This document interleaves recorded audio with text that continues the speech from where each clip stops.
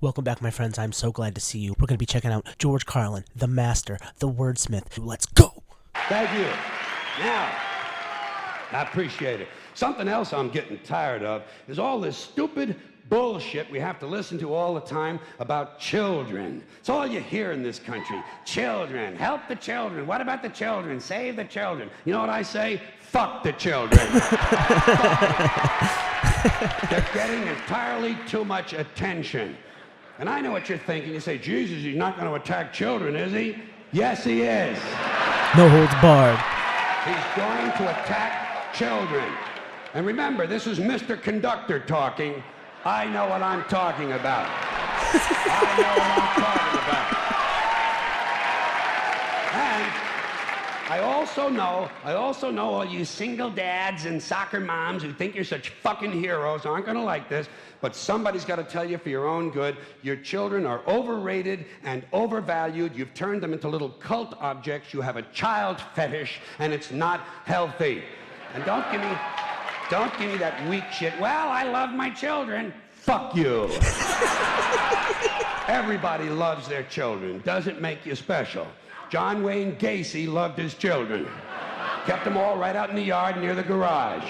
That's not what I'm talking about. What I'm talking about is this constant, mindless yammering in the media, this neurotic fixation that somehow everything has to be revolved around children. It's completely out of balance. Listen, there are a couple of things about kids you have to remember. First of all, they're not all cute, okay? Nope. In fact, if you look at them close, some of them are rather unpleasant looking. And a lot of them don't smell too good either.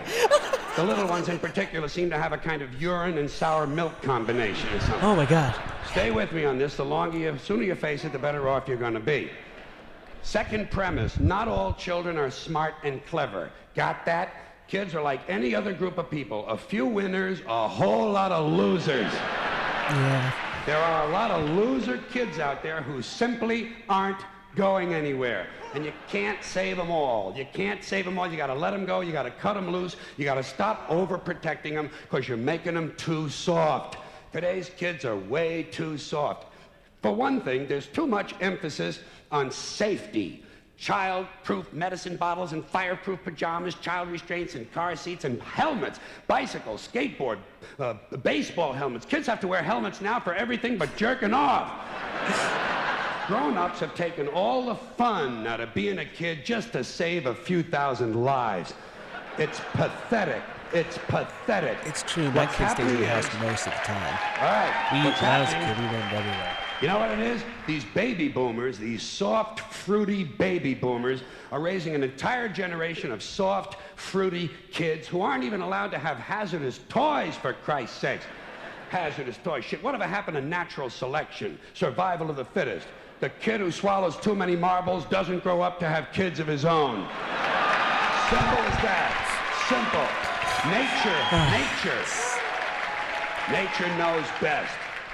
We're saving entirely too many lives in this country of all ages. Nature should be allowed to do its job of killing off the weak and sickly and ignorant people without interference from airbags and batting helmets.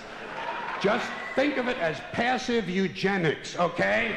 Bill Burr's kind of the guy who does this now. Here's another example of argues for mass withdrawal of the human race. Every time some guy with an AK-47 strolls onto a schoolyard and kills 3 or 4 kids and a couple of teachers, the next day, the school is overrun with counselors and psychiatrists and grief counselors and trauma therapists trying to help the children cope. Shit. When I was in school, someone came to our school and killed 3 or 4 of us. We went right on with our arithmetic. 35 classmates minus 4 equals 31. We were tough. I say if kids can handle the violence at home, they ought to be able to handle the violence in school. I'm not worried about guns in school. You know what I'm waiting for? Guns in church. That's going to be a lot of fun. And it'll happen. You watch. I'm in Iowa. There's guns at all the churches. And they'll refer to him as a disgruntled worshiper. Here's another bunch of ignorant shit. School uniforms. Bad theory. The idea that if kids wear uniforms to school, it helps keep order. Don't these schools do enough damage making all these kids think alike? Now they're going to get them to look alike, too? And it's not a new idea. I first saw it in old newsreels from the 1930s, but it was hard to understand because the narration was in German. Whoa. One more. Thank you. Thank you. One more item about children, and that is this superstitious nonsense that blames tobacco companies for kids who smoke. Listen, kids don't smoke because a camel in sunglasses tells them to. They smoke for the same reasons adults do, because it relieves anxiety and depression. And you'd be anxious and depressed, too, if you had to put up with these pathetic, insecure, striving, anal, yuppie parents who enroll you in college before you're old enough to know which side of the playpen smells the worst. And then they fill you full of Ritalin and drag you all over town in search of meaningless structure. Little League, Cub Scouts, swimming, soccer, karate, piano, bagpipes, watercolors, witchcraft, glass blowing, and dildo practice. I got some thoughts on this one after this. Play dates, for Christ's sakes. Playing is now done by appointment. Whatever happened to you show me your wee-wee and I'll show you mine? Hey, no wonder kids smoke. It helps. Not as much as weed, but hey, you can't have everything.